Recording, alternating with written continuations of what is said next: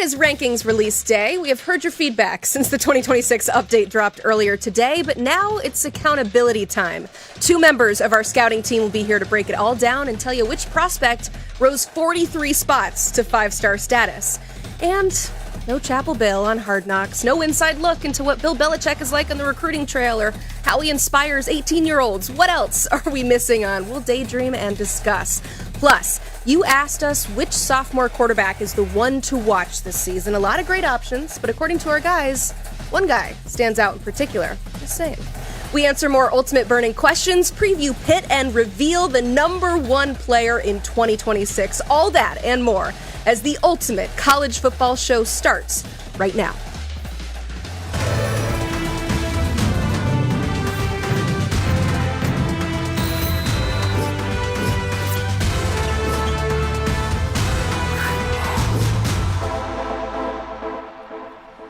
Welcome into the Ultimate College Football Show alongside some of our national recruiting analysts. We have Tom Loy, Cooper Patagna. I am Emily Proud. We have so much to get to on today's show, but we start, as we always do, with the opening kick. I guess it was too good to be true. North Carolina will not appear on Hard Knocks this offseason. Per CBS Sports, they couldn't reach an agreement, and our Jonathan Jones says that creative control was at the center of the issue, so alas, we will not get the inside look into what Bill Belichick looks like as a college head coach. Tom, I'll start with you. What great content are we potentially missing out on here? I mean, I always look at it from a recruiting standpoint, and I feel like UNC needed Hard Knocks more than Hard Knocks needed UNC. I think this would have been a great opportunity for Bill Belichick to kind of show what he's like behind the scenes. I think he's got a great personality. He's kind of funny. I know that everybody sees the serious side, but I think there was an opportunity really to shine a brighter light, a positive light on the recruiting front. I think some guys would have saw it and been like, I want to go to Chapel Hill and check it out. Feels like a missed opportunity a little bit, right? When you think about it, for all the reasons that Tom said. This is a guy, he's won 6 Super Bowls, but the people carrying the water for the recruitment of athletes that are attracted to North Carolina are probably the parents, somebody that are a little bit older, our generation or older than that. So you think about being able to reach out to them, North Carolina, especially with the new ACC grant of rights deal, you would think, hey, how do we attract more eyeballs to our program, our school? I think a lot of people are going to be watching North Carolina already, but this was another opportunity. Before the season, they brand themselves as the 33rd NFL team. It would have been a really, really cool inside look. I know. I just think about it from a selfish reason. I want to see what it looks like. But you guys are right. There's something in it for North Carolina as well. But alas, there will be no UNC or Chapel Bill on Hard Knocks. We have another bit of news to get to. Cooper actually alluded to it there with the new grant of rights deal with the ACC. The conference, along with Florida State and Clemson, reached a revenue distribution settlement. Essentially, the teams who have more eyeballs and success will get more of the conference revenue, like the Noles and Tigers, but it also pushes any talk of ACC realignment down the road. But our Brad Crawford tells us it's not all sunshine and rainbows here. We have a settlement in the ACC, and now all sides can sing Kumbaya, right? Well, not exactly. Clemson and Florida State's original lawsuit was similar to an employee asking their job for more money, but they didn't have another offer lined up just yet. The Tigers and Seminoles wanted out of the ACC a couple years ago, but the grant of rights penalty was far too expensive for either program to be able to afford, and the SEC and the Big Ten weren't exactly opening their doors for entry. But now, with the agreed-upon buyout dipping more than half of what it was to around $80 million or so after 2029, Clemson and Florida State can pretty much set a target date for their exit. That year happens to coincide with the Big 12's TV deal also ending in 2031 and the Big Ten's contract coming to a close a year later. I think the SEC's deal ends in 2034. So the blueprint is set for an exit from the ACC now, with Clemson and Florida State settling this lawsuit. North Carolina and Miami are also expected to join that fray during college football's next realignment phase as well. Those two schools can act loyal to the ACC now for the next few years all they want, but that's going to change when the SEC and Big Ten continue to lap the competition in terms of revenue. So Clemson, Florida State, and the ACC just agreed to basically be in a half-decade-long holding pattern before all heck breaks loose after that 2029 season. Sounds like a future ACC problem that they will have to be dealing with. Thank you, Brad Crawford, for breaking that down for us. He has a full story up on 247sports.com explaining all of this. And as always, you can get all the best recruiting rankings, team coverage, and transfer portal updates all on 247sports.com. Well, the reason for the season, the reason we're all here today is to discuss the updated rankings for the 2026 class. And for that, we welcome in Hudson Standish, a part of our scouting team. Cooper Patagna, also, who has been here for the start of the show, is part of that scouting team. And Tom will give us the recruiting stories for each of these guys. But Hudson, before we get rolling, we always like to give viewers kind of a peel behind the curtain, an explainer of what the process is when we inevitably get the lovely feedback we've been getting throughout the day of why is this guy here? Why is this guy here? So explain to us, Hudson, how did we arrive today with this fresh set of rankings? Emily, I think the first thing that you have to mention is that the headliner for this update is the All-Star Game settings. This was the first ever year that juniors were able to compete in these postseason events like the Navy All-American Bowl, Under Armour All-America Game, and the Polynesian Bowl. Close to 80 prospects we got eyes on from our scouting and recruiting teams as a really invaluable live exposure data point, because not only are you getting the game itself, but you're getting a week of practice to kind of evaluate their work habits, how they stack up against good-on-good competition, including seniors that were, 5 stars littered across the board. I think extensive film review is always going to be the building block for our rankings process, but the All-Star games and the recent Under Armour camps definitely helped us go from 5 initial 5 stars to the 12 that we have today.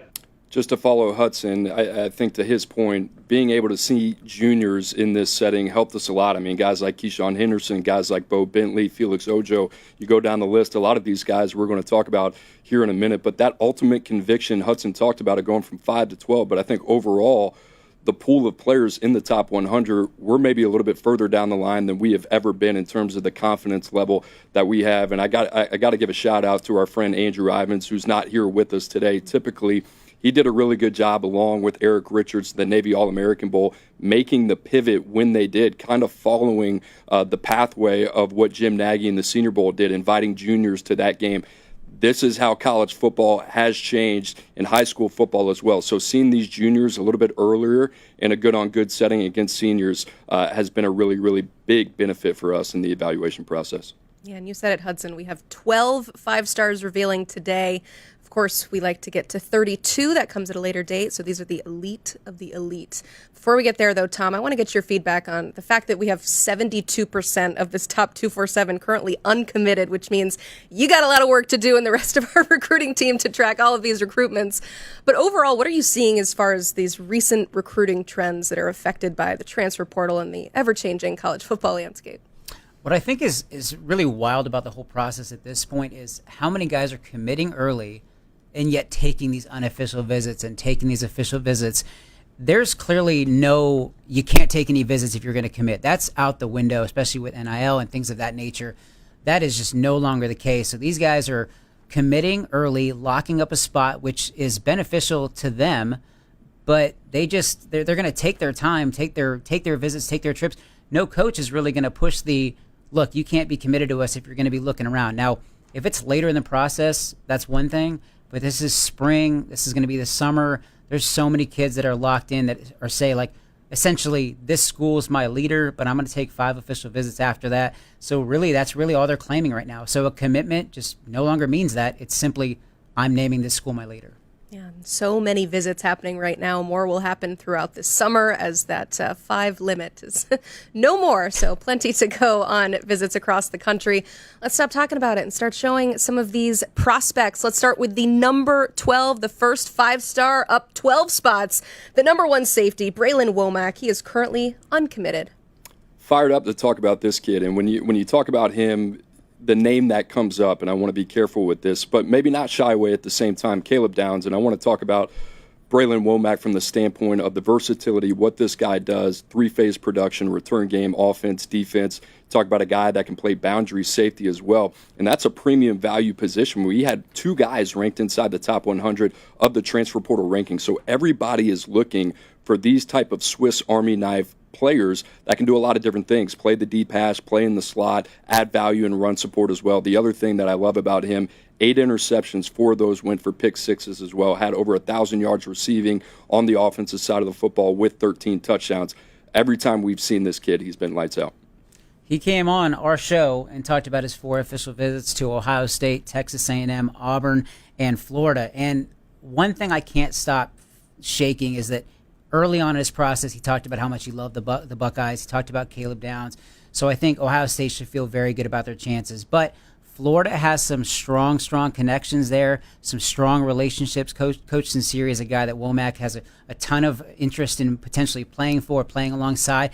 And then when you're looking at A&M, he clearly is gravitating towards Mike Elko and what they're doing in College Station. There's a lot of schools right now that should feel good about their chances. And then obviously Auburn, with his sister playing softball there for the Tigers, there's a connection there. They were a little late to the process. If you ask me to make a prediction right now, I'm leaning slightly Ohio State over Florida.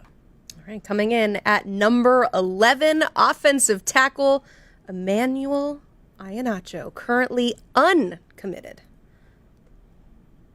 Iheanacho, verified at 6'6", 350 pounds, going to be the first Division I prospect from Georgetown Prep in nearly 2 decades. He's a power-based tackle that likely could kick inside at the next level, but more than anything, he's just a punisher in the run game. He can climb levels, really attack second-level defenders, and is a natural athlete when it comes to climbing to that second level and really putting his hands on guys.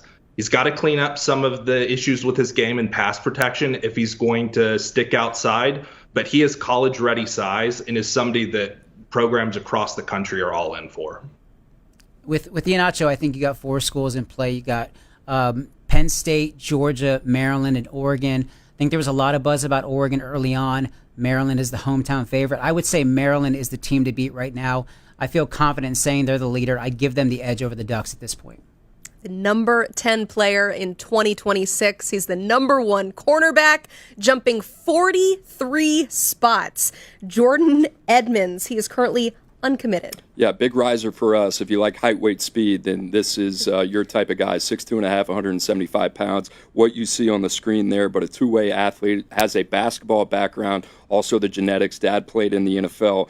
And this was another guy who showed up at the Navy All-American Bowl as a junior and really excelled in that type of format. You also look at him in Atlanta. We got to see him at the Under Armour Combine, guy that took home Alpha Dog honors as Hudson Standish was there as well.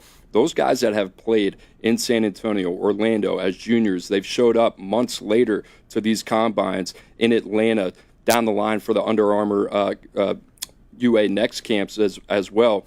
They have been certainly developed, but their confidence is sky high as well. We love Jordan Edmonds, everything from an athletic standpoint, but the player is certainly rounding into form as well. You got Tennessee, Florida, Oklahoma, all very much in play. He will take trips to all 3 schools, but I really think this is a battle between Alabama and Georgia. It's something we've seen a million times. He was super close to picking the Crimson Tide recently, decided to put the pause button on his process. Georgia doing all they can to keep him home, but I would still give a slight edge to the Crimson Tide. Up 10 spots to number 9. We have offensive tackle Kenai Pepe, currently uncommitted. He's the next one up at IMG Academy, national prospect factory that just churns out high-level offensive linemen. He's a traits-heavy tackle that I think can stick on the left side moving forward to the next level and maybe even beyond. He has plus agility and adequate flexibility to accompany elite frame. And honestly, with Pepe, he had a dominant showing at the Under Armour All-American game. He was an initial eye catcher. And when you're going up against guys like Zion Ely and Elijah Griffin, 2 different body types that pose different problems, but you win your fair share of battles, it shows a lot about how high floor Pepe is and the monster ceiling that he has. Pepe's intriguing. He's got some important visits on deck. He's going to get to Washington. He's going to get to Georgia, Tennessee, Florida. They're all in play. Even Bill Belichick's trying to get him to UNC. But the 2 that I'm keeping an eye on are on different sides of the coast. You got USC and Miami. I think they're kind of setting the bar. Again, long way to go. He's got a ton of spring visits, a ton of official visits he's going to take. He's taking his time. But again, watching USC and Miami right now. The number 8 player in the 2026 class, the number 1 linebacker as well, Xavier Griffin. He is committed to USC. This guy is a freaking animal. There's no other way to say it. I mean, just in terms of the length, the versatility, Andrew Ivins says it all the time, reminds us a lot of Jahad Campbell, a guy that has shot up NFL draft boards here recently with 1 month to go. And you look at Xavier Griffin, his skill set, what he can do. He has on-ball ability in terms of being able to play in a 2 or 3 point stance. You can also drop him as a second-level defender, too. This guy can do a little bit of everything. So if you're USC right now, who's made a habit of going into the Peach State, trying to lure a guy like Elijah Griffin, Isaiah Gibson, or Justice Terry, this might be the guy that might be worth fighting for, especially if you're not going to have a high volume of guys that you're going to recruit in the Southeast. So a long way to go here, but just in terms of what we've seen out of Xavier Griffin, obviously a skill set that is certainly coveted not only on Saturdays but Sundays as well. You mentioned it. We've seen the Georgia to USC only to decommit pipeline.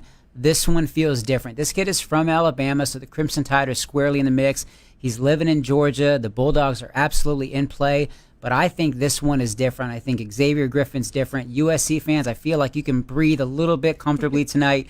I feel really good about USC keeping him in the fold, and I wouldn't have said that a couple months ago. I wouldn't have said it the day he committed. I think the Trojans keep him in the class. Up 22 spots to number 7, offensive tackle Felix Ojo. He is currently uncommitted. Felix Ojo just got his driver's license a few months ago. This is a 16-year-old that came into the All-American Bowl with a professional mindset and honestly has completely taken the launching point from the All-American Bowl and just run with it. Alpha Dog at the Under Armour Dallas camp, to Cooper's point, just looks like he was playing at a different level than everybody there. He's a lean corner protector that's flexible, agile, aggressive, and is really just starting to scratch the surface of what he could be. With Felix Ojo, I think this is one of the prospects that we've stamped as a 5-star that's going to command one of the highest NIL markets in the future.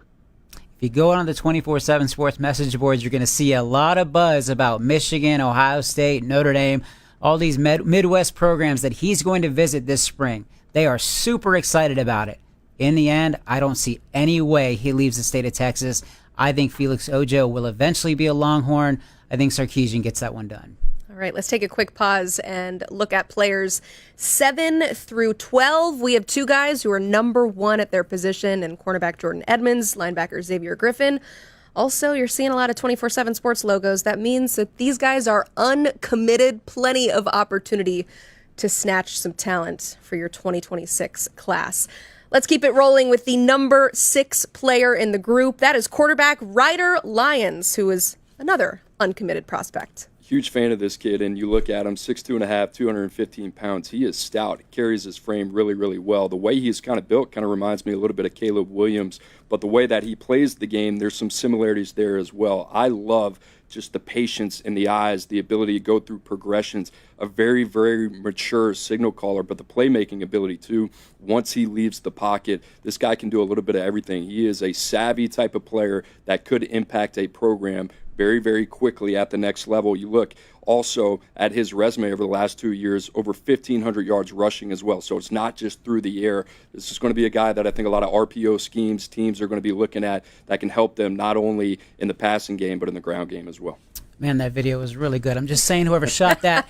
That said, Ryder Lyons, one of my favorite prospects this cycle. Love dealing with him. Great to deal with in the process. But he's got a long way to go still. Early on, he looked like a USC lock. My crystal ball was in. I believe Greg Biggins also tossed one in for the Trojans, but I no longer feel great about that. I think USC is still firmly in the mix. Oregon is battling. I think they have a great shot in the school. And again, Michigan too, they're definitely in it, but the school not being talked enough about is BYU. I think the Cougars have a great shot to get this one done. Now, with Ryder Lyons, he's a 2027. He's going to essentially reclass. He's going to take a Mormon mission and then arrive a year or so later. But again, yes, USC has a shot. Oregon is definitely a player, but do not sleep on BYU. All right, up 10 spots to the number 5 player in the class, quarterback Keyshawn Henderson. He is committed to Houston. The MVP of the All-American Bowl, and somebody who has a real chance to be a program-changing addition for the Houston Cougars. This is a dynamic athlete who is wired like few others are at this stage of the evaluation process. Originally played wide receiver, defensive back on the 7-on-7 circuit, knew that he wanted to stay at quarterback, really has had incredible development just from the personal skill set standpoint, and moves from the number 1 athlete in our rankings to the number 2 QB and number 5 overall player because he has an innate ability to create chunk plays with his arms or his legs on the move. His growth has been so fun to watch. You watch him in 7-on-7. He's playing safety. He's playing receiver. Now he's a full-time quarterback. It has been so cool to see because he is an incredible talent and an even better kid. Houston's getting an incredible talent here. Houston is getting one of the best players in America and a guy who can do everything. Florida State, Georgia, Alabama, UNC, they're all pushing to flip him. But this kid is all about loyalty and relationships, and I don't see it any way he leaves the Cougars class. All right. At number 4, the number 1 and only 5-star wide receiver, Tristan Keys, who is currently uncommitted. My favorite player in the class here, and this is a guy that, can do a lot of different things, but when you turn on the tape, I just love the way that he plays the game. I mean, you're talking about the ability to change speeds, first, second level, the ability to create separation. You see the dynamic pass-catching ability there as well, strong at the catch point. The temperament matches up to what you see on the field and the way this guy plays. So I love him. We got to see him in the Future 50 down there in Bradenton, Florida. You think about the receivers that have come out the last couple of years with the Corey Moore being the number 1 receiver in the country this past year. You go back the year before that, there's names like Jeremiah Smith, there's names like Cam Coleman and Ryan Williams. Out of all those guys in the last 2 years, Khalil Lockett, Jerome Miles, I'd have this guy at number 4. And I think that's saying a lot because all 3 of those other guys are going to be first-round draft picks. I love the way this kid kind of conducts his business. He might not be the height, weight, speed guy that some of those other guys are, but in terms of a football player that can move the needle for his team, I expect a big impact from day one. Tristan Keys absolutely saw himself committing at this point. He thought he'd be done with the process, but he has been on this rocket ship that we've talked about with a couple of these other guys. But he's going to take 6 officials. You got Tennessee, Alabama, Auburn, LSU, Miami, Texas A&M. He'll probably get to Mississippi State. He'll probably get to Ole Miss. My crystal ball remains in favor of the Volunteers. I do like Tennessee to get this one done. I just heard too much positive buzz. But the time we spoke this offseason after a junior day at Alabama, he took a trip to Tuscaloosa, connected with Keelan Russell, one of our favorites from last cycle. Alabama is absolutely surging in this one, but I still slightly like Tennessee right now. All right, moving on to the number 3 player in the class. He's the number 1 offensive tackle, friend of the show, Jackson Cantwell, currently uncommitted. Jackson Cantwell checks every box that you want. He's a mammoth human that likely finds a home as a right tackle, but has a legitimate opportunity to climb the national shot put rankings, pushing 75 feet in the shot put when the record is 81 feet. He had some ups and downs in Orlando at the Under Armour All-American game, but Cooper says this all the time. Offensive tackle is a long burn when it comes to the individual development. And considering he plays his football in small-town Missouri, I was actually pretty encouraged with the flashes of brilliance that he had against a pretty stacked defensive line group. Came on the 24/7 Sports College Football Show and dropped his top 6 in his official visits. He's going to be at Oregon, Michigan, Georgia, Missouri, Miami, and Ohio State. If I got to pick an upper tier at this point, it's Oregon, Missouri, and probably Georgia. He's been to those schools the most. He's got great relationships across the board. Lanning's a Missouri guy. He loves Kirby Smart. Missouri's doing everything to keep him home. I'm not ready to put in a crystal ball pick at this point. I don't think he would be ready to pick any school at this point. Long way to go, but we'll know by the end of the summer he's getting close. Also told us he plans on bringing some hats and drama to his official commitment. The number 2 player in the class, he's the number 1 edge, Zion Ely, committed to Maryland. Tape is better than the athlete, and the athlete is pretty damn good, right? So when you consider that, I mean, a guy is 6'3", a quarter, 225 pounds. He ran 4.64, 34.5-inch vertical jump. So you see the explosiveness. The biggest thing with him, he can win and get away at the high school level with first step explosiveness, quickness off the line of scrimmage, and he is an absolute menace in space. His ability to play in space, change direction, he's got all the tools that you want. The biggest thing that kind of stands out when you look at Zion Ely, he's got to fill out that frame, and then he's got to get better just in terms on contact and sealing the edge. He does those things, he'll be fine, but you consider the fact that he's young for his age, guy that's got a ton of room to develop within his frame. Sky's the limit for him being the number 2 player in the country. Huge pickup for Maryland. You got Auburn, Ohio State, Texas A&M, many others trying to flip him. What stood out to me in New Orleans when we talked to him at the Next One's event, put on by Nike was that he said Oregon's out. They're no longer a player. And early on, that was the other school to watch. I know Oregon led at one point, but shout out to Brian Doan. He's been all over this, whether it's NIL, rev sharing, whatever Maryland is doing, they are pushing all the right buttons. He's said publicly he's completely shut down his process, so all these schools are trying, supposedly wasting their time. We'll see what happens, but I do feel like Maryland fans should be comfortable with keeping Zion Ely in the class. We have no change at the top of 2026. It is still quarterback Faison Brandon. He is committed to Tennessee.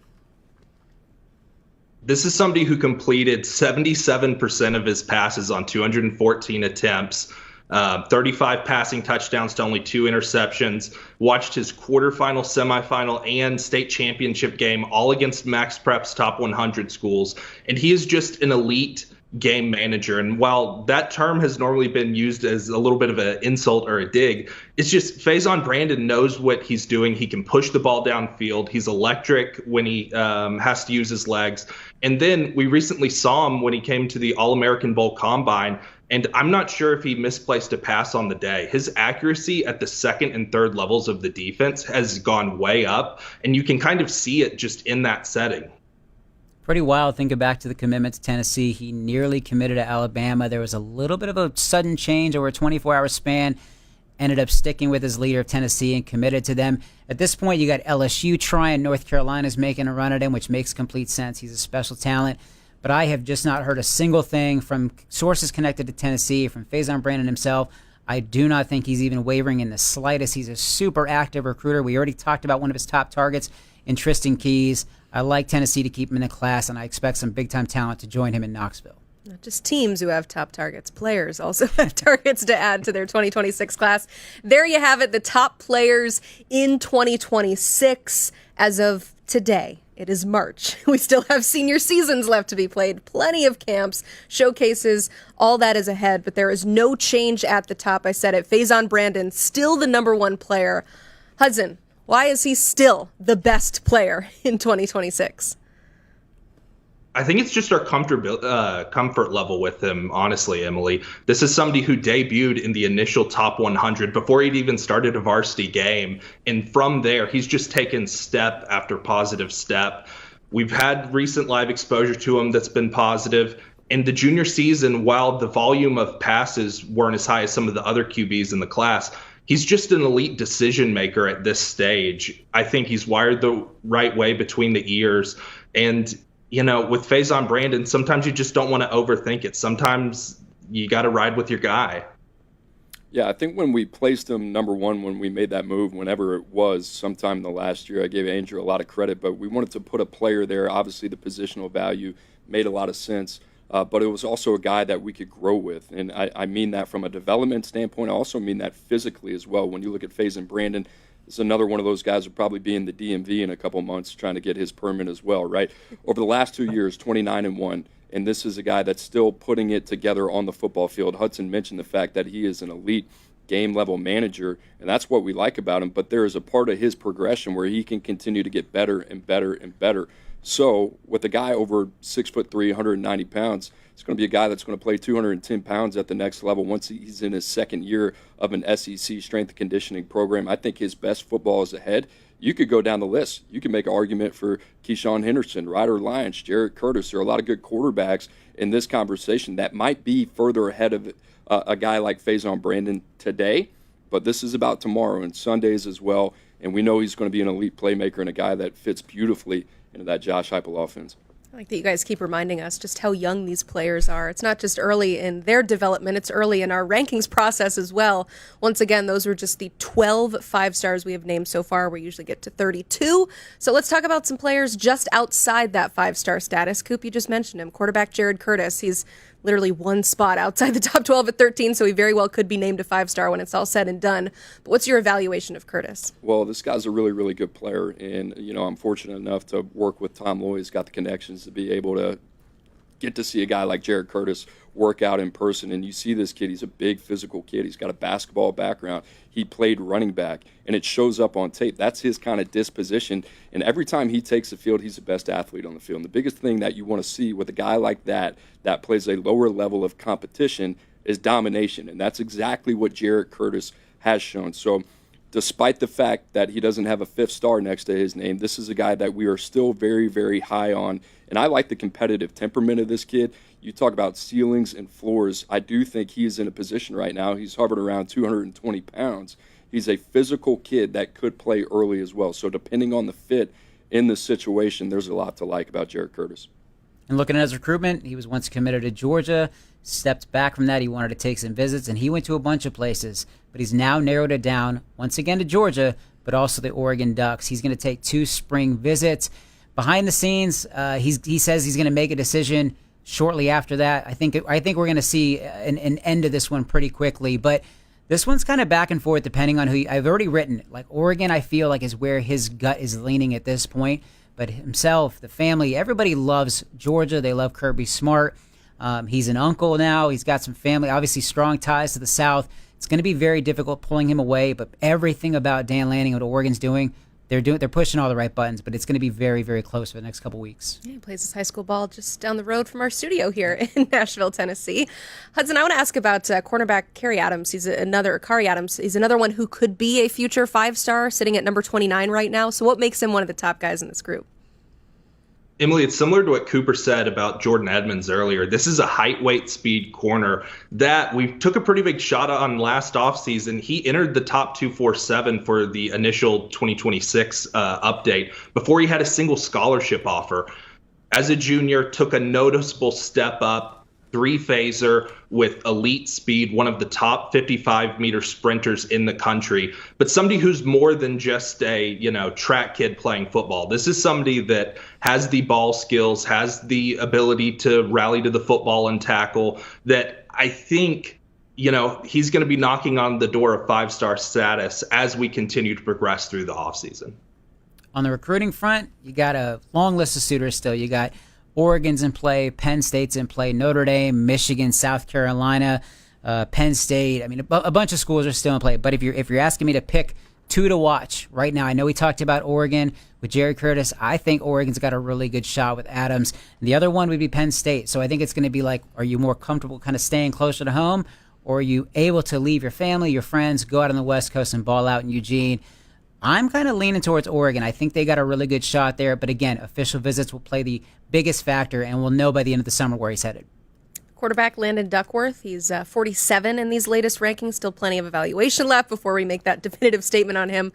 But Coop, what have you seen from him so far? This is the wild card range, right? Like top 50, outside of the top 32. We want to have him in striking distance. You think about names like Matt Zollers, you think Deuce Knight, Camario Taylor as well, Antoine Hill. Those were guys in a similar range. We had DJ Lagway in this range at one point, and the reason I say that, this kid has all the ingredients to be a high-profile quarterback at the next level. You look at the basketball background, a guy that averages double digits on the hardwood, also a dynamic track and field background as well. And then you watch him on the field, over 3,000 yards passing, another guy over 600 yards rushing, 12 touchdowns on the ground as well. So you think about the development here yet to take place for a guy like Landon Duckworth, and the more structure, the more coaching, the more time that he has to breathe, I think you can make an argument that Landon Duckworth has arguably one of the highest ceilings of any quarterback in this class. So I love this kid. He's at 47, but very simply put, we could be 5-6 months down the road here, and Landon Duckworth on one of these release dates could be one of the guys that we're talking about. Well said, Coop. I think you mentioned the basketball background. There's not many quarterbacks that are throwing down windmills and also going to the free throw line for the and one. That's pretty special about Landon Duckworth. I had the opportunity to watch him at the Under Armour Next camp in Atlanta, and he was in contention for Alpha Dog status because he has impressed us so much with his continuous growth as a passer. Smooth, repeatable stroke, was able to get it to all 3 levels of the field on time. And it's just something that since we debuted him in the top 100 for our initial rankings, he's just continuously gotten better and has been racking up rings on the hardwood and on the gridiron to back it up.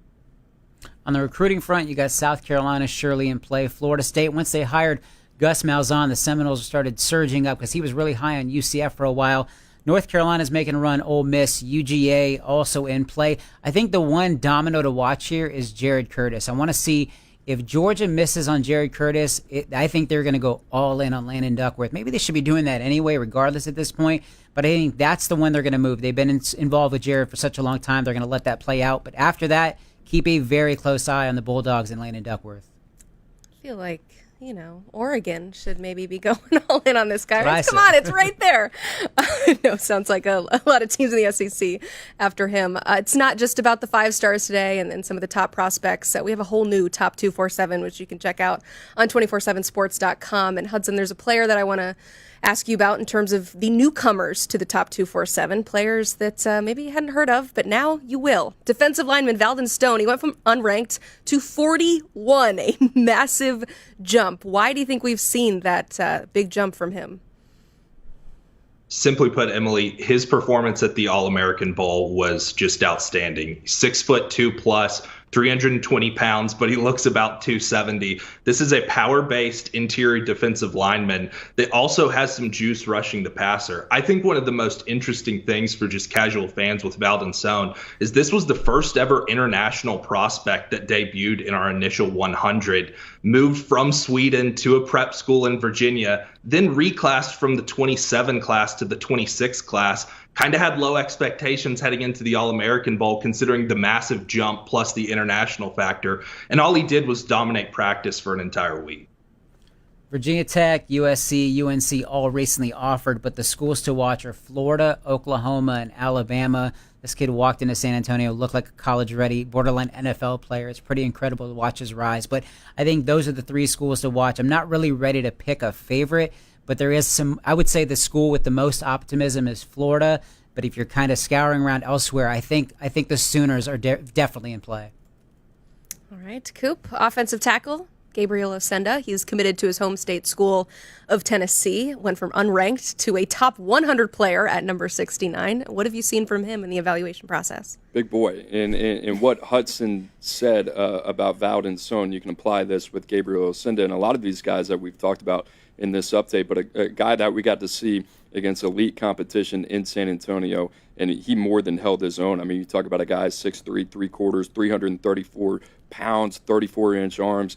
And, I say this all the time. He just feels like he's going to go play in the AFC North or the Baltimore Ravens. He is built to play in a power scheme. I don't think he's going to be a left tackle at the next level. He has some upper body stiffness, but in terms of when he gets his hands on you, his ability to move people that don't want to be moved is pretty uncanny. So I'm a big fan of Gabriel Osenda. Glad we got him up into the top 100. Another guy, quite honestly, that we could see moving up the board even further here with this senior season. You called him a big boy. I think this is the favorite nickname for our guy, Andrew Ivins. They call him Big Squish. Tennessee landed a big-time player here. Georgia's trying to make a run at him, but he's an in-state kid. The Vols are going to be really tough to beat, and I think he's going to be protecting the blind side for Faison Brandon. All right, how about running back Xavier Crowell up to number 88? Why is he considered one of the top backs in this class? Super productive, and another guy that reclassified from 2027 to 2026, and a very dynamic kid at that. I mean, you think about the speed factor when you think about a guy like Xavier Crowell, 10.82 in the 100-meter, and a guy that just has elite production with over 3,700 yards in the last 2 years. I think if there's anything that maybe we're a little bit buyer beware of, if we've learned anything from the NFL Combine over the last couple of years, you got to be really, really careful with the overvaluing the time speed, especially at this level. We've seen guys like Quinshon Judkins, who ran an 11.98 100-meter coming out of high school, as one of the most productive players in college football over the last 3 years. To the Xavier Crowell point, when you have a guy that has not only the verified speed, but he has the vision, the balance, the body control, and a great feel for the position, you feel a lot better about this kid. And obviously, like I said, younger for his age, reclassifies, but one of those rare guys where you feel really, really comfortable with what he's going to look like at the next level. An offense that includes Crowell and Landon Duckworth is pretty solid. But I think Florida State's trying to pitch that. They want both of them, and they're definitely in play for him.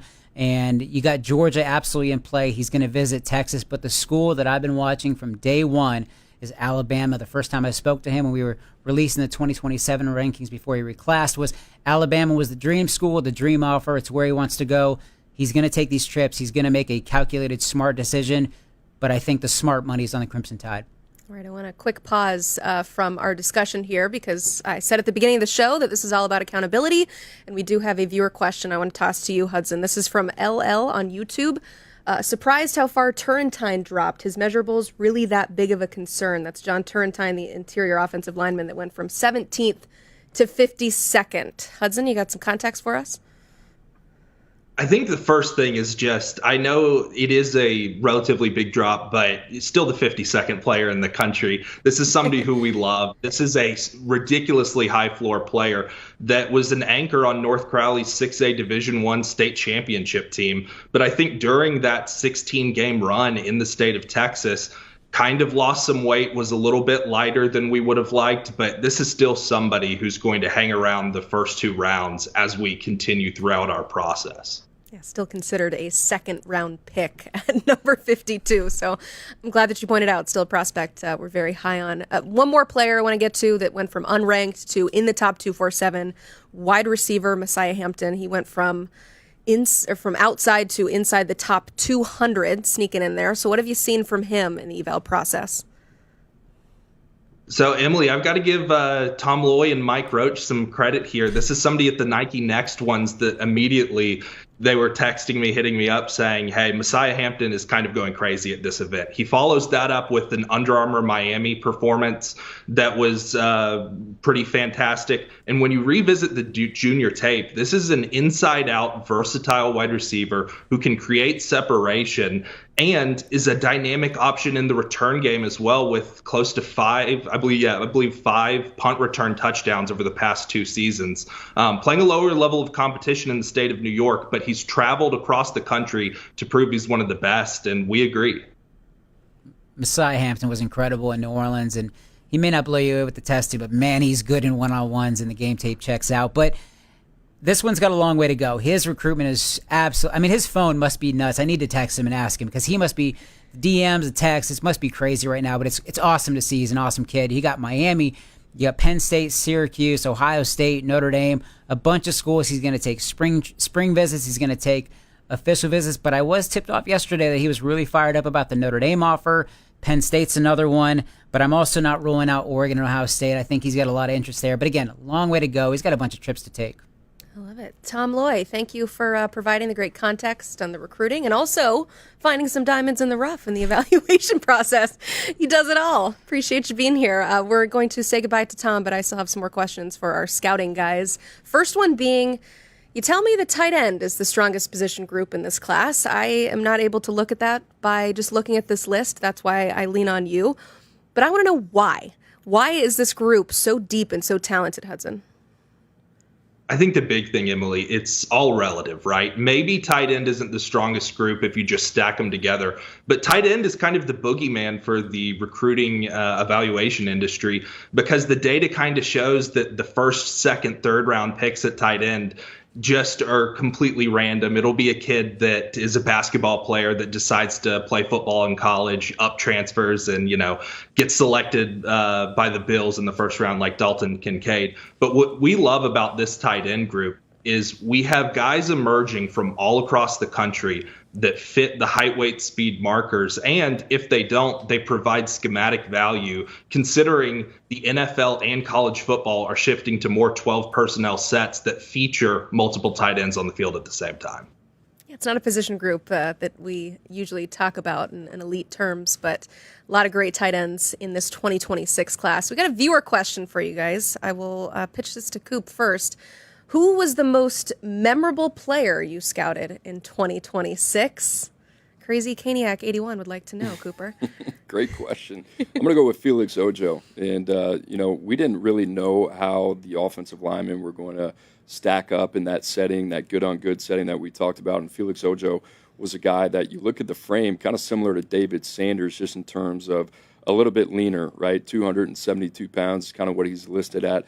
But he's got a lot of growth ahead of him as well. I mean, this is going to be a guy that's going to play around 300 pounds at the collegiate level. He's got a little bit of lower body tightness, But his competitive temperament, his ability to thrive and excel in that environment, I think his ability also to anchor in pass pro and really use his athleticism to his advantage to kind of ease into that week. And then by the end of the week, you felt really, really good about this kid. So Felix Ojo, just in terms of what we saw in San Antonio in a good-on-good setting against some bigger, more physically developed guys, I thought he had a really, really strong week there.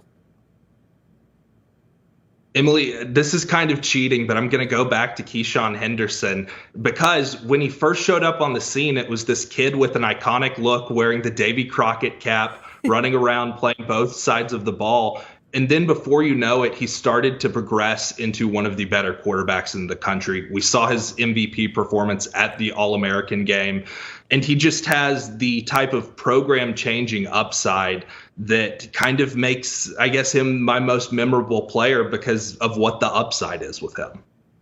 That's not cheating. That would be memorable to me as well, seeing this. But great answer there with Keyshawn Henderson, clearly a player that our scouting team is very excited about. If you have any questions, go ahead and drop your burning ultimate questions here. We will answer them live towards the end of the show. We are monitoring the chat throughout the show, but also you can submit them on our Instagram page. Wherever you get the opportunity, we would love to hear what you have to say. So those are the player rankings, but how do things look for teams? 1 through 10 here. USC is currently the number 1 team in 2026, very early on in the recruiting process, racking up 11 commits, 1 5-star, 6 4-stars, but you might see some teams here you're not used to seeing in the top 10 of the recruiting rankings. So Hudson, I'll go to you first. Which of these groups stands out to you with some early momentum in 2026? You alluded to it. They have the most commits in the top 10 with 13. The Kansas Jayhawks have 2 top 247 players. J.J. Dunnigan, out of the state of Kansas, showed up at the Under Armour All-American game, announced his commitment to the Jayhawks. I believe his dad is a Kansas State legacy, so a little bit of a shock there. But his performance as a height, weight, speed defensive back was pretty remarkable. And then you talk about Caden Snyder, the offensive tackle. I know Gabe Brooks on our scouting team is a big fan of him. They've got a bunch of players down the list, too, that have a chance to rise up as we get more exposure to them. Kansas probably not going to stick at the top of this list for very long, considering, the fact that they have so many commitments already. But at the same time, it's a very impressive start for Lance Leipold and his operation. Hudson, I'm going to go with more of a big picture view here. I'm going to go with USC at number 1. You look at USC, this is a team that me personally has criticized a lot in terms of falling short on the recruiting side of things under Lincoln Riley. You look at them right now, sure, it's only March, but to be number 1, I think we'd all agree that's where USC and their fan base expects to be. And right now, coming off the heels of hiring Chad Bowden from Notre Dame, this is what they need to get back to. Already 7 players from the state of California committed with the 11 that they have in the boat. They only had 5 of those guys last year. They have to get back to the basics and win the state of California, especially when you're talking about a state that puts up more NFL players than pretty much the rest of the country outside of Texas and Florida on a year-to-year basis. So I like USC getting back to the meat and potatoes of what they are supposed to be doing. I think the Chad Bowden hire is going to go a really, really long way. But keep it simple, stupid. That's all I'm asking of the Trojans, and I think that's what they're doing right now. Yeah, these rankings will inevitably change over the next couple of months as we get set for the December signing period. Don't worry, you guys have lots of time between now and then. But thank you, Hudson, for being here, and thank you to our entire scouting team for all the hard work that goes into ranking the top 247. You can check out that full list on 247sports.com, along with some descriptions that you can hear from our scouting analysts in terms of why they ranked them where, and just also see how your team is doing. If they're not in the top 10, you got to go check out and see what they've been doing early so far, but don't panic yet. There's still plenty of time before we get there. We're now going to talk about some rising sophomores. Cooper Patagna staying here on set. And Smoke Dixon is joining us here in just a little bit. But essentially, I want to lay out what this segment is. We're going to talk about some players within college football who maybe as freshmen weren't huge standouts. But again, what we do with the rankings process and the scouting process is we try to predict the future. So we're going to predict who some of the prospects are, rising sophomores. And we're going to start with a viewer question just to get things rolling here on the show, because this one actually pertains to what we're going to talk about. Feels like 98 again wants to know which second-year quarterback has the most impact this season. Let's start with Smoke Dixon, who just joined us here on set. Smoke, who's it going to be? I've been known to be a Buckeye hater, but I'm going to go ahead and say Julian Sayer. Right. Really, really simple. It's market to be ready for the success that he's going to have. They had the same situation with Will Howard last year, and what did they do? They went out, made sure the offensive line is right. They did that this year. They tapped into the portal, got my man down there from Rice, Ethan Onienwa. Got it right, Coop. Right? And they went out and also got Philip Daniels from Minnesota to make sure that they protect him. They also dipped back into the portal and got C.J. Donaldson from West Virginia. 1-2 combination with Peoples. Going to give you that inside-outside punch that they had last year with Judkins and Henderson. Now, Coop, I know you want me to talk about our guy, and I am. The best football player outside the quarterback position this year, Jeremiah Smith and Carnell Tate, when you got those guys on the outside. And we know that he got a new offensive coordinator, but it's the same voice in the building in terms of Billy Felsner. Right? He was an analyst last year, and I know that on paper, Chip was a quarterback coach, but we all know when this is analyst, we know that the young guy is the one that's coaching. He now got promoted as quarterback coach. So you have the same voice, different offensive coordinator, but Bryant Hartline's been there.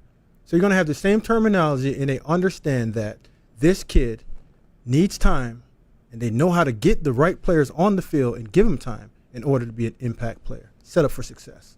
A lot of options here. You could go a lot of different routes. DJ Lagway certainly being another guy that you would think of. But on the case of Julian saying, the water is warm, right? Smoke and I kind of talked about it earlier. You think about his skill set coming out of Carlsbad in San Diego. This is a high-level game manager. And as Hudson said earlier in the show, nothing wrong with that, especially when you're surrounded with the type of talent that he has on the perimeter. Think about a generational talent like Jeremiah Smith at the receiver position. You surround him with Carnell Tate. You think about Brandon Ennis as a number 3. They bring in Max Clare from Purdue. I think what you said, Smoke, was really interesting about the fact that you go back, Julian saying he's only been in college football for 2 years, but he transferred from Alabama. He played there, enrolled early, transfers to Ohio State. Chip Kelly's gone off to the NFL, and now he's got his 3rd offensive coordinator in 2 years. So has he gotten to benefit from that type of development that a redshirt year typically gives a young signal caller? You said it, offensive line, what they have there, they're going to have to mix and match. They're losing some guys, 3 starters on the OL, but they're going to have the run game, and they're going to have plenty of talent. I think there are going to be some bumps along the way, but this kid is certainly well capable of leading the Buckeyes to where they want to go. Fantastic question from one of our viewers to get this segment rolling. Let's keep talking about some sophomores. Our guys have picked out some rising sophomores. And Cooper, we'll start with you with LSU offensive tackle Weston Davis. This is a guy that was the 13th ranked offensive tackle for us in the 2024 class. So I know you saw a lot from him early on. What are we going to see from him as a sophomore? Didn't see a lot last year either. Only had 20 snaps, right? So we're kind of going out on a limb here a little bit. But you look at LSU, this is more of a situational thing. Right, you lose Will Campbell, going to be a top 10 pick in the draft. You lose Emory Jones, probably going to be a top 50 pick in the draft, right? So you have to replace your tackles. They did a really good job being very aggressive in the transfer portal. They go out, they get Josh Thompson from Northwestern, they get Braylon Moore at the center position. That's going to allow DJ Chester to really push out to another guard spot. But what do they do at the tackle position? They like Weston Davis right now. He's slotted in to be the starting right tackle opposite of Tyree Adams. So this is going to be a guy that's going to have to play developmental, great frame at 6'6+, has a basketball background. That year in the strength conditioning program at LSU is going to be really, really big for him. And another guy that I think it's going to be baptism by fire, Brad Davis, one of the best offensive line coaches in the country. If there's a guy out there that I think can compete, add some competitive depth at the tackle spot during the spring portal, I would expect LSU to try to go identify and go get that guy. But in the meantime, it's all up to Weston Davis. Elsewhere in the SEC, Smoke, you're excited about Florida linebacker Miles Graham and what he could be capable of as a sophomore. What should we expect? Man, love him. This is Ernest Graham's son, Coop. Like old school. And when we talk about old school, we talk about old school linebacker. Now, what you got? You got a downhill thumper, guy that come downhill, not the guy that runs around and escape all blocks. He takes blocks on, knock it back. And when he makes tackles, you can feel it, not back power. Coop, if I tell you in the next couple of seasons, Florida might have the best trio of linebackers with Miles Graham, Jaden Robinson, and Pup Howard. Just 3 old school guys that know how to play the game the proper way, the right way. And that's why Florida had some success on defense last year.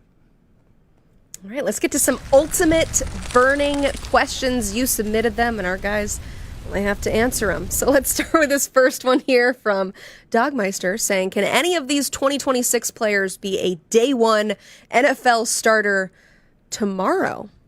Cooper? I'll go first. No. Okay. It's pretty early. And They're still getting their driver's license. I mean, how many years you got to go back and you got to be able to find these guys, right? Smoke. Out of all the years that you have been doing this, and you've seen a lot of these guys, both at the collegiate level, you've scouted the high school level, you've also scouted the NFL.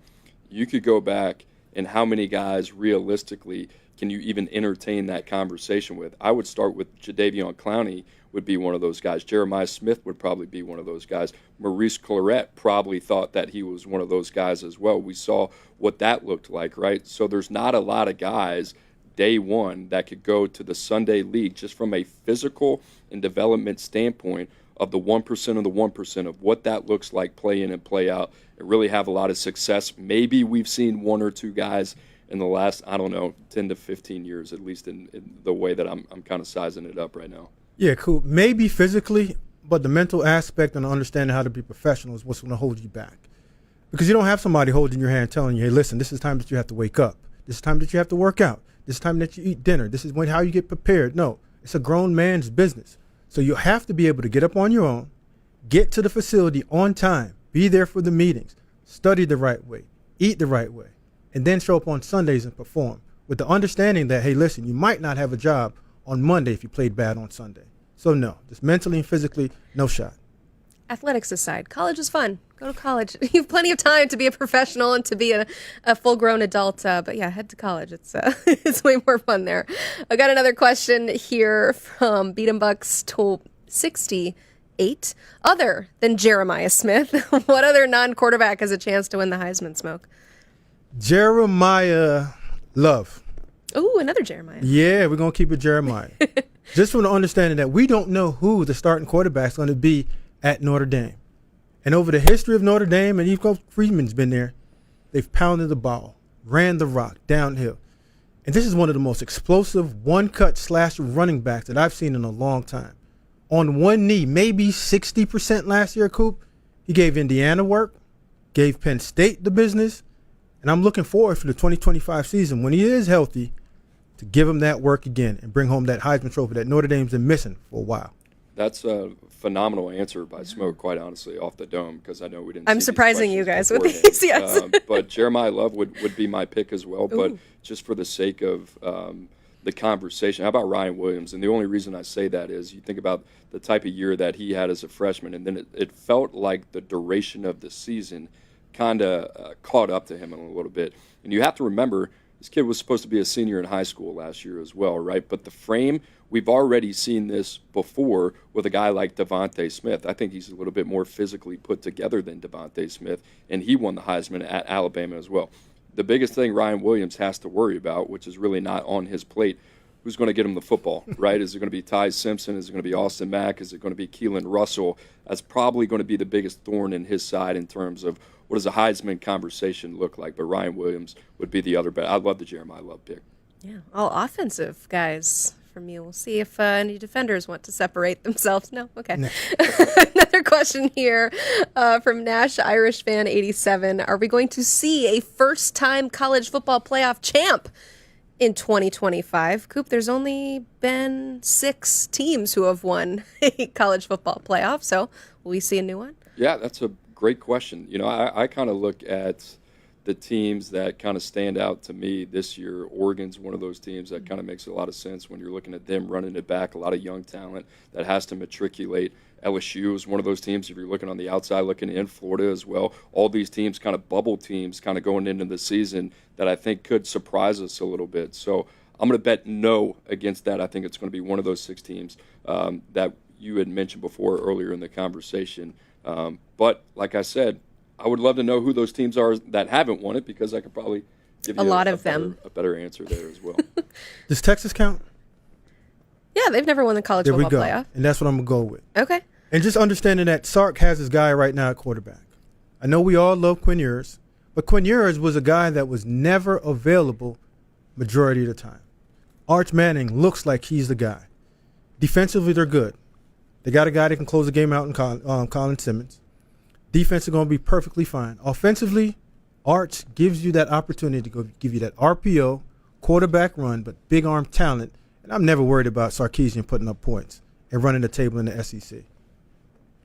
Yeah, I wouldn't be too worried about that as well, based on history. But, Coop, you said Oregon. That's one of those teams who's never won a national championship in general. I'm going specific on the question, which was college football playoff. Okay. But no, I mean, Oregon is one that could be both. They're soon. It's a matter of time. And the other thing about Oregon is you talk to people around that program. I heard in Indy this past week, but if you were to look at the last couple signal callers and where Dante Moore kind of fits in, they'd have Bo Nix at the top, they'd have Dante Moore right after, and then they'd have Dylan Gabriel under him. So they're excited about Dante Moore. And then you think about the compliments that they have, not only offensively, defensively, they have continuity as well. It's a matter of time. A lot like what we saw with Ohio State. I think Oregon's kind of beating down the door there. Yeah, they continue to reload and add in the transfer portal. And you know what, Coop? There's one more team. Can I take your answer? Of course. There we go. How about Penn State? Okay. Veteran team. Both running backs are coming back this year. Quarterback's back. Second year with your offensive coordinator. New defensive coordinator, but he's proven. And we know one thing that Penn State's going to do, show up and play good defense. Veteran team, offensively up front, they can block. Receiver, Coop, we know we talked about that earlier on in the week. They don't have the right guys. But we saw a team that ran the ball effectively last year. And I think Drew grew up a little bit in front of us when he made that crucial mistake of throwing that interception. I think this year he's going to come back and give them a better opportunity to win that national championship. 3 straight Big Ten national championships. We'll see if it happens. Thank you guys for answering those ultimate burning questions. As always, you can continue to submit them throughout the show. We take a look at them and like to sprinkle them in throughout the show. But we want to remind you that we are currently on the road to 1 billion views, and that road is getting shorter and shorter. We are 25 million away, which seems like a lot, but not when you're getting to 1 billion. So just want to say thank you for all the views here so far on the 24/7 Sports YouTube channel. Tell your friends so we get to that 1 billion. And also, well, I've got you. Make sure you like and subscribe.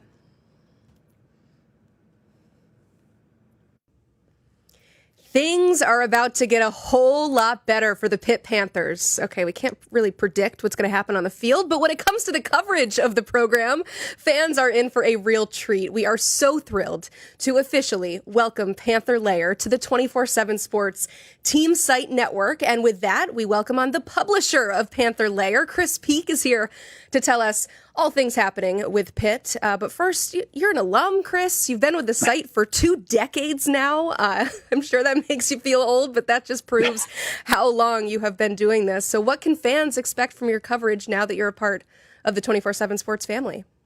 Yeah, I'm excited to be here. It's funny. I said that to my wife the other day, something about 20 years. She's like, 20 years? You've been doing this 20 years? I said, yeah, it's been a long time. We've seen a lot of Pitt ups and downs over the years, and the fans have certainly been there along with us. And really excited to be here at 24/7. I mean, the team of analysts and the national desk, I mean, it's just such a strong group of guys and ladies to work with.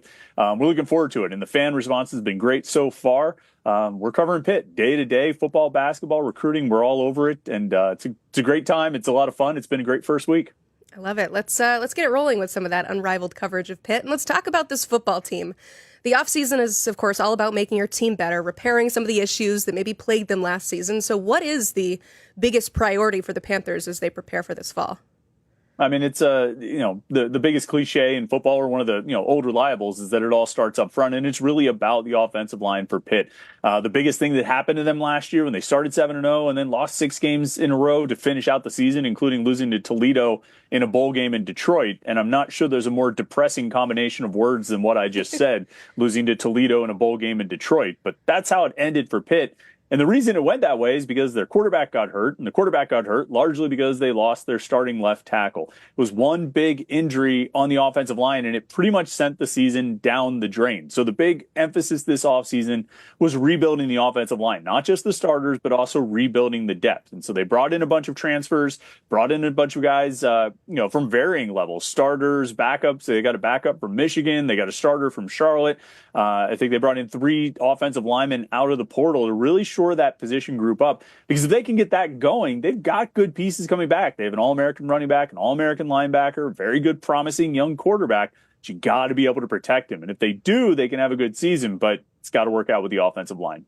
Yeah, it's not the sexiest position, but man, is it important, especially like you said, when they didn't have it towards the end of last year, because that 7-0 start was fantastic, but then they finished on the 6-game losing streak, but that's all right. That's in the past. We have a fresh schedule awaiting them. So let's talk some expectations for this 2025 Pitt team. You're looking at that schedule right now.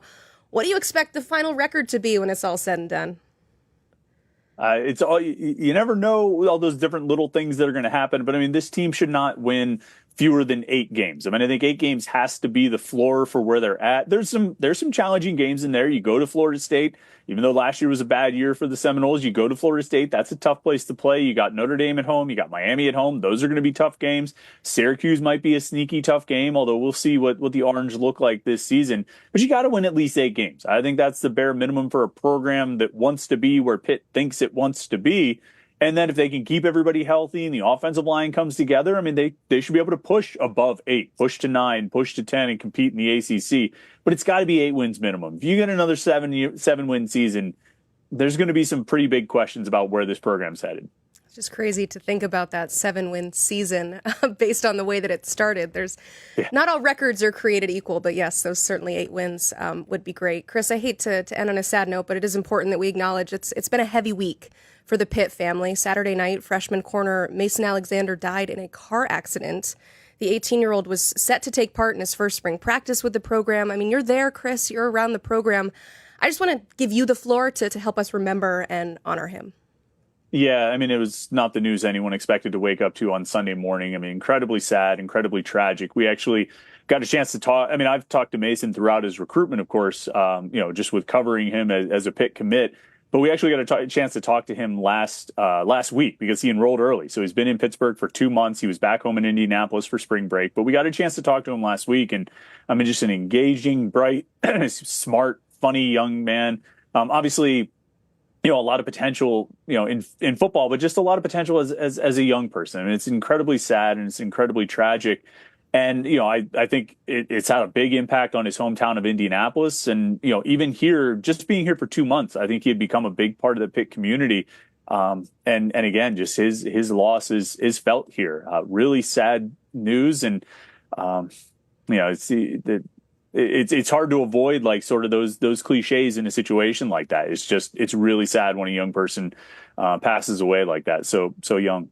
Yeah, I'm sure that he will continue to be remembered by his teammates. We'll probably see some things this fall, but thank you so much for that and for the great preview of this Pitt season. I just want to extend our sincerest condolences with Mason's family, friends, and really everybody who loved him. So thank you again, Chris, for being here today. Thank you for watching today's show, and we'll see you back here next week.